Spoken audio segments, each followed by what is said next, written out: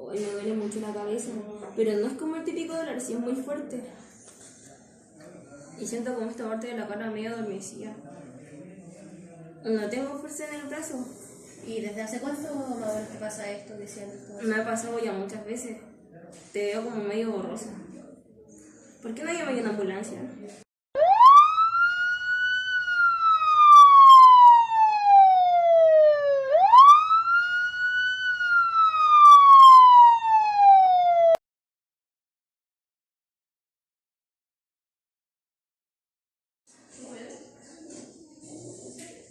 Hola, yo soy Daniela, la doctora que la atendió cuando le dio su accidente cerebrovascular. ¿Cómo se sintió?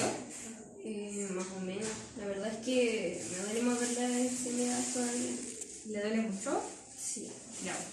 Lo que pasa es que como consecuencia de su accidente cerebrovascular se le desarrolló una hemiparesia del lado izquierdo. Le voy a explicar un poquito mediante una imagen cómo sucedió todo, el daño que se le ocurrió.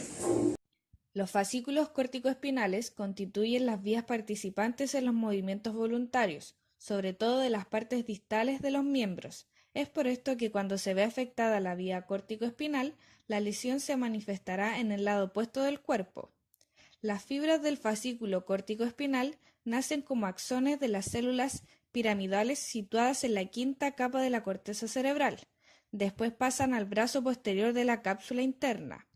El fascículo desciende hasta el mesencéfalo, luego pasa el puente y luego continúa hacia la médula oblonga. En la médula oblonga, la mayoría de las fibras decusan y entran en el cordón blanco lateral de la médula espinal, para luego descender a lo largo de la médula espinal.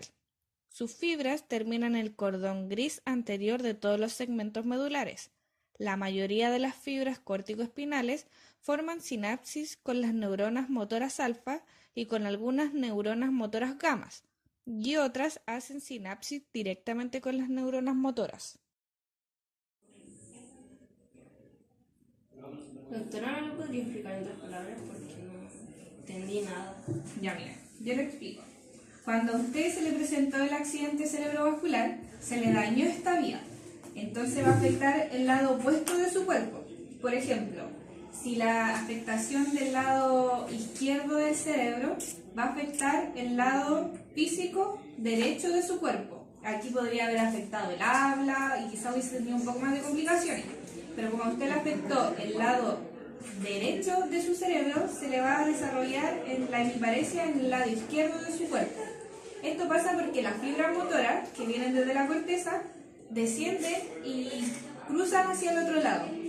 Y aquí llegan y bajan por la médula espinal para poder inervar los músculos. Entonces, al estar esta vía dañada, no puede llegar la información. Es por eso que se le produce la hemiparesia. Y después de esto, ¿qué sigue? Bueno, yo ahora lo voy a derivar a una terapeuta ocupacional para que pueda proseguir en su rehabilitación.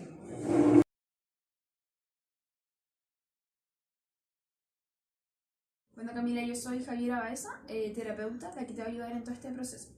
Ya, bueno, como te mencionó la doctora anteriormente, la hemiparesia es una parálisis parcial de un lado de tu cuerpo, lo cual es bastante positivo ya que la recuperación es bastante prometedora. ¿Cómo es eso, doctora? Bueno, lo que pasó es que al verse afectado uno de tus hemisferios, los hemisferios son aquellos que guardan toda esta información o los patrones sensoriales, motores que uno realiza en su día a día. Entonces, al verse afectados es importante poder atacarlos de manera temprana para así tener un resultado bastante positivo. ¿Y cómo es eso? Bueno, vamos a hacer una serie de ejercicios las cuales a ti te van a ayudar a poder desempeñarte de manera independiente, autónoma en tu día a día y así no tener complicaciones. Bueno, Camila, esta es la sala de terapia ocupacional donde voy a realizar todos los ejercicios contigo, ¿bueno? Mira, y aquí está Francisco, una chica que tiene hemiplegia. Te voy a dejar un ratito conversando con ella para que la puedas conocer. Hola, me llamo Camila, ¿y tú? Hola, me llamo Francisca. ¿Por qué llegaste a rehabilitación? Porque tuve un accidente cerebrovascular y tengo hemiparesia, entonces tengo que empezar el tratamiento. ¿Y tú? Hace 2 años me detectaron un tumor cerebral, el cual me produjo una hemiplegia espástica derecha. Me afecta el habla también. ¿Cómo ha sido el proceso de rehabilitación? ¿Muy difícil? Lento y doloroso. Me duele al abrir y cerrar mis manos y mover mis extremidades afectadas. Llevo estos 2 años en rehabilitación y ha sido un proceso muy productivo. Me imagino, sobre todo porque la hemiplegia es más parálisis, entonces cuesta mucho más mover las extremidades que la mía es solo debilidad. ¿Y estos días te ha costado mucho desenvolverte en la sociedad? La verdad es que desde que tuve el accidente ha pasado como un mes, entonces no he tenido como el tiempo suficiente para ver realmente cómo sería desenvolverme. No he notado cambios. Es muy difícil. La gente no tiene la misma voluntad que uno espera. El hecho de estudiar en la universidad me da a entender que no todas las personas quieren ayudarte en serio. La gente tiene muy poca empatía. Sí. Bueno, Camila, vamos a realizar los ejercicios. Espero que te vaya bien. Chao, nos vemos. Todo proceso de intervención en el paciente va a comenzar con una valoración inicial, proseguiremos con el plan de intervención y finalmente a la aplicación del tratamiento ya estipulado para nuestros usuarios. El tratamiento en el paciente hemipléjico adulto incluye la simetría postural, la regulación del tono, flexibilización del tronco, equilibrio dinámico y estático. Además, el apoyo y las reacciones normales del miembro superior y el miembro inferior. Todo esto para que el paciente logre llevar una vida de mejor calidad, mayor independencia en la realización de las actividades de la vida diaria. Este cuadro clínico se manifiesta con un déficit en el hemicuerpo afectado, los cuales van a lesionar a las vías piramidales y se manifestarán como por ejemplo en el tono muscular de la persona. ¿Qué quiere decir esto? La persona afectada pasará por etapas. La primera etapa es la etapa inicial, en la que se podrá saber cuál de los dos hemisferios es el afectado y cuál es su grado de afectación en él.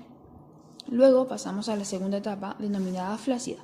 Aquí podremos darnos cuenta que se logra ver una disminución en el tono muscular, lo que lograremos reconocer con un hombro caído, una cabeza inclinada, trastornos en el control del cuello y el tronco. Y finalmente viene la tercera etapa, que es la llamada espástica, en la que se logra ver todo lo contrario de la etapa anterior. Aquí se presenta un exceso del tono muscular, lo que va a llevar al paciente a llevar una postura mucho más fija y al intentar moverlas notaremos una resistencia en ellas.